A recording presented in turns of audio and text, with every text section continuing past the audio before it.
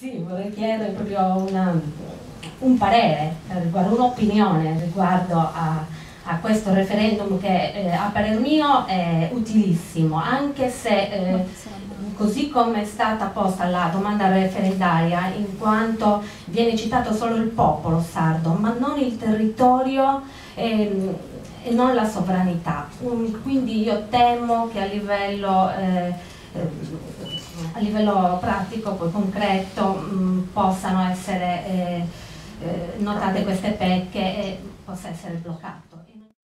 Visto l'articolo 50 della Costituzione della Repubblica Italiana, si richiede un provvedimento legislativo costituzionale che abroghi le parole una e indivisibile dall'articolo 5 della Costituzione della Repubblica Italiana, le parole la Sardegna dall'articolo 116 della Costituzione della Repubblica Italiana e la parola Sardegna dall'articolo 131 della Costituzione della Repubblica Italiana.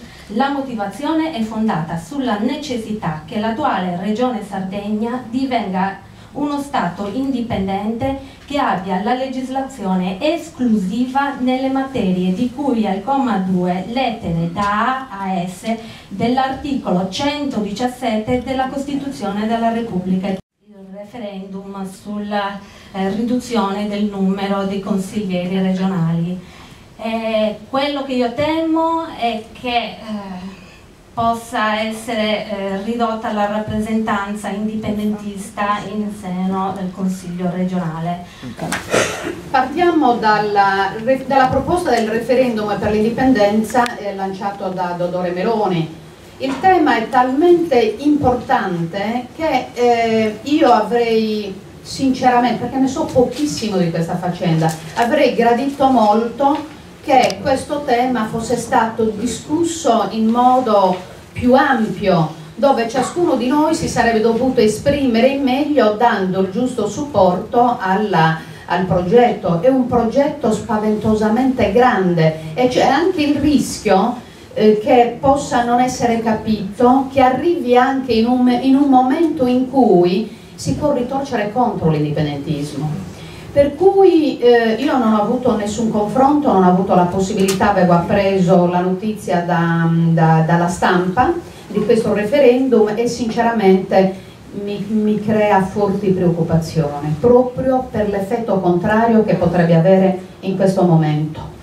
Poi sul discorso punto 2, sulla faccenda che uno Stato, una nazione, che l'Italia è unica e indivisibile, mi fa sorridere, sono perfettamente d'accordo. Questo è un motto che usano anche in Mali, che fra l'altro sono fresca di rientro da un viaggio in Mali dove mi sono fatta anche un colpo di Stato, dove al nord praticamente c'è la lotta, ormai è una guerra dell'Azawad, per l'indipendenza dell'Azawad, e che è una lotta feroce militare, perché il governo del Mali non ha mai rispettato i patti con i Tuareg, con le minoranze, che è esattamente quello che succede fra Stato italiano e noi sardi.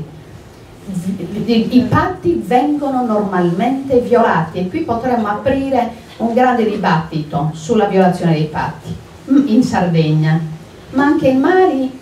Dicevano chiaramente le istituzioni prima del golpe, il Mali è un paese unico e indivisibile, e lo dicevano con una sottile piacere che non mi trovava d'accordo, non poteva trovarmi d'accordo.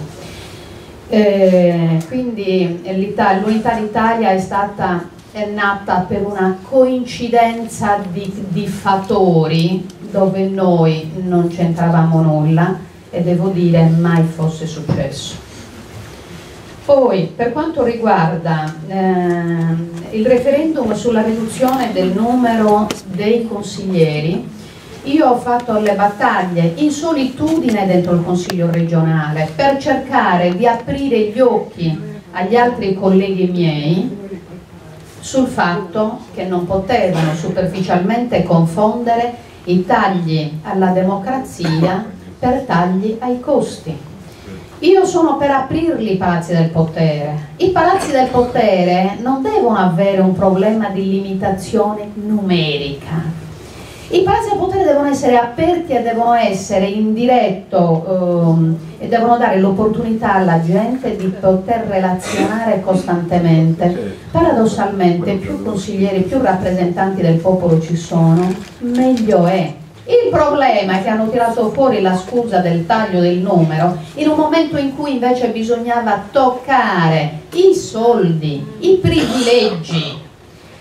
E quando io ho detto che bisognava ridurre i nostri stipendi, non è vero che erano di 20 milioni di euro, no, abbiamo stipendi, adesso il mio stipendio per dire 6.700 euro, siamo in quell'ordine, in busta paga, che non è tanto questo, anche se c'è, grazie al cielo, anche grazie al mio contributo, c'è stata una riduzione di 25.000 euro a consigliere regionale all'anno, che non servirà a risolvere i problemi della Sardegna, però è un piccolo segnale. Certamente si poteva fare molto di più, ma centrodestra e centrosinistra, la mia proposta di abbattimento dei costi, proposta di legge, hanno risposto insieme, uguali, allo stesso modo, con una proposta per la riduzione del numero a destra e a sinistra. Ne hanno fatto un testo unico, la mia proposta di legge non è stata neanche presa in considerazione perché non l'hanno portata in discussione nella commissione competente, e allora hanno deciso di ridurre il numero.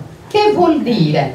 Che noi ci muoveremo verso sistemi oligarchici, verso un bipolarismo che porterà al bipartitismo perfetto, destra e sinistra, ci ammazzeranno, per dircela tutta, per cui i sardi poco hanno contato sino ad oggi e ancor meno potremmo contare in futuro. È pericolosissimo. Io l'ho detto in tantissime occasioni che la riduzione del numero serve per concentrare privilegi, sperperi e potere in una elite ristrettissima che diventerà ancora più incontrollabile, perché adesso ci sono io che rompo le scatole e grazie al cielo anche in solitudine, devo dire, spesso sono riuscita a rompere molti giocattolini là dentro, rompo giocattoli, che non è poco. Sì, io sono presidente di un'associazione culturale, Riprendiamoci la Sardegna, il nome vi dovrebbe dire quali sono i nostri programmi. Voglio informare questa assemblea che ieri nella sala settecentesca della biblioteca universitaria abbiamo organizzato un convegno, si è svolto un convegno dal titolo 28 aprile 1794, 31 ottobre 1812, cronaca di un ventennio rivoluzionario nella Sardegna sabauda. Non ho preso la parola per fare reminiscenze storiche, ma per prendere spunto da un fatto che le famose 5 richieste che portarono alla cacciata dei piemontesi in occasione del salire di Sardegna, che tra l'altro ricorre fra una settimana, erano le stesse che poi avrebbero portato al fallimento della congiura di Palabanda nel 1812, ma erano le stesse che nel 1668 Agostino de Castelví aveva portato in Spagna. Questo per dire che cosa? Per dire che evidentemente il fatto di chiedere non è un sistema che paga. Quello di le richieste poi sono le stesse che ancora oggi, mutandi, parafrasando qualche cosa, però sono le stesse richieste che facciamo oggi allo Stato italiano, a cui siamo uniti dalla perfetta fusione, la chiamarono nel 1847, io la chiamo la perfetta penetrazione, perché da allora siamo stati perfettamente. Allora, evidentemente, se non paga il chiedere, evidentemente i corsi e i ricorsi storici dovrebbero averci insegnato che non è attraverso la metodica del chiedere in maniera garbata e democratica. Evidentemente dobbiamo cambiare il sistema, troviamo questo sistema di chiedere prepotentemente per ottenere, non per lasciare scritto che abbiamo chiesto e non abbiamo ottenuto. Grazie.